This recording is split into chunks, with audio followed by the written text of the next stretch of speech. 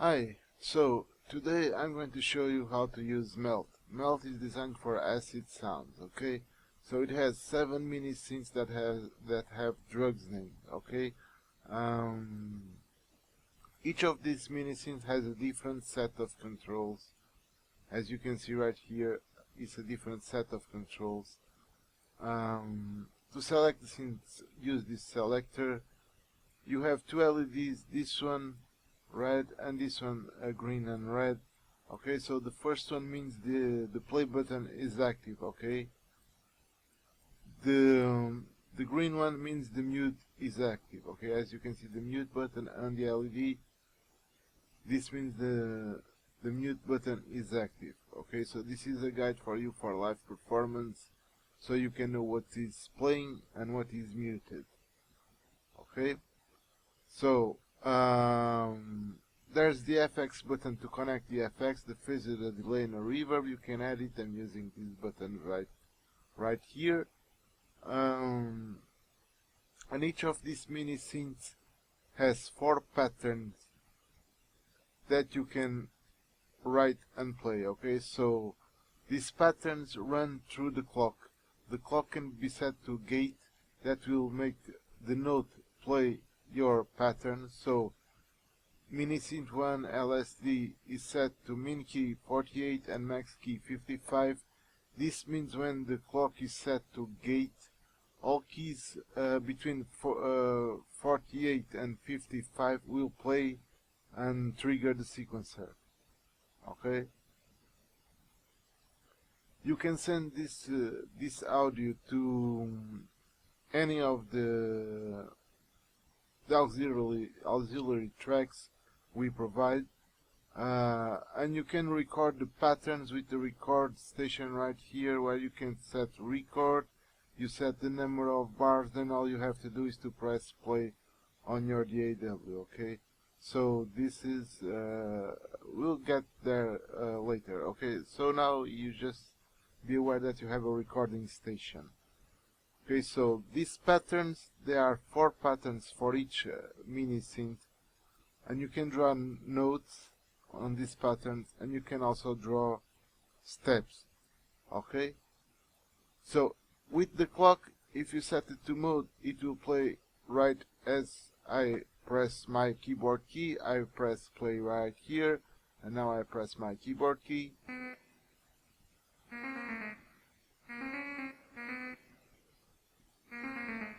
Okay, this is one way to work with it. Another way to work with it is to insert a MIDI item and draw a full note right like this, and then press play in Melt and press play on your DAW.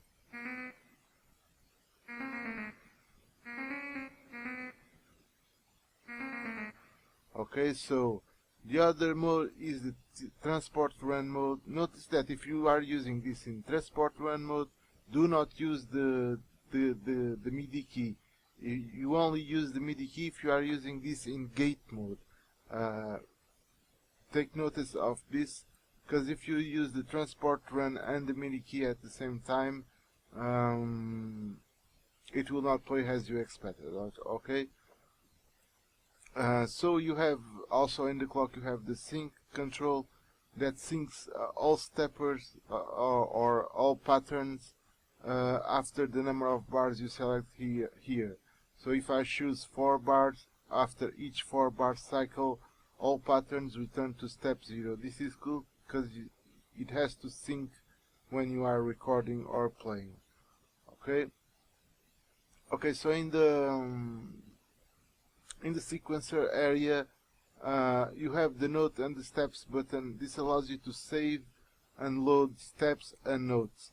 This is cool because you can use the same set of notes with different steps and different set of notes with different steps and etc. So this is cool. You can load and save different notes and steps. You have a color picker control to select the color of the sequencer. You have a velocity control that applies velocity control in the steps of the sequencer. You can randomize, you can reset.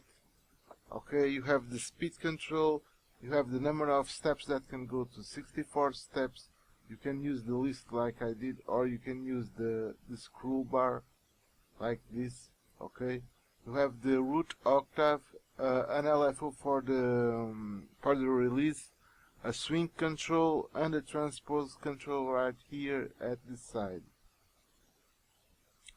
Okay, you have a chord control that can play 4 notes, the root note plus 3 extra notes. Okay, you have the notes right here. You have a joystick, a fancy joystick with a lot of targets. You have a MIDI out control to send your synth into MIDI out if your DAW permits, and you can record MIDI. You have a break control right here. You have a break mode, stutter or silence. You choose which one you want to use. And right here is the stutter speed. Okay, so this is cool because you can break your sound with this button. And you have a MIDI player with 4 slots. Okay, they can load MIDI files, and then you can send the MIDI file to any of the 7 mini synths. Okay, one thing, if you are using MIDI files, you do this: you reset the sequencer and put the whole steps in the step sequencer. Okay, so if you don't do this, the MIDI file may not play as you expected. You have to do this, or you can use the MIDI file and the notes at the same time. Okay, so I'm going to tell you about the recording station. So I have the recording station. To record sound, you have to click T-Run. Okay, you select the T-Run. So okay, let's randomize this.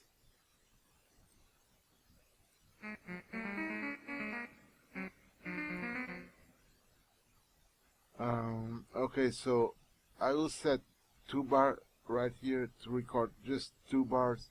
Hit record, and now right here the bar counter will start when I press play. Then I just have to save. Okay, so I have the make sure this matches your DAW, the rate. Okay, so I have the record arm. I have 2 bars set. In a cycle of 2 bar, it will stop. Then I can save. Okay, so okay, it stopped. Now I can save my WAV file wherever I want.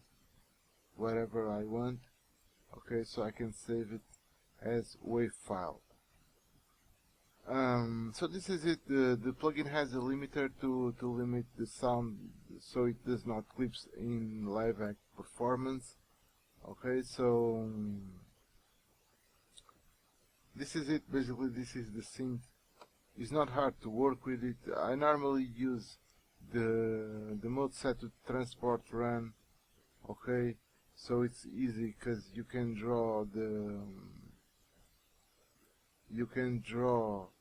the patterns and just have to press play.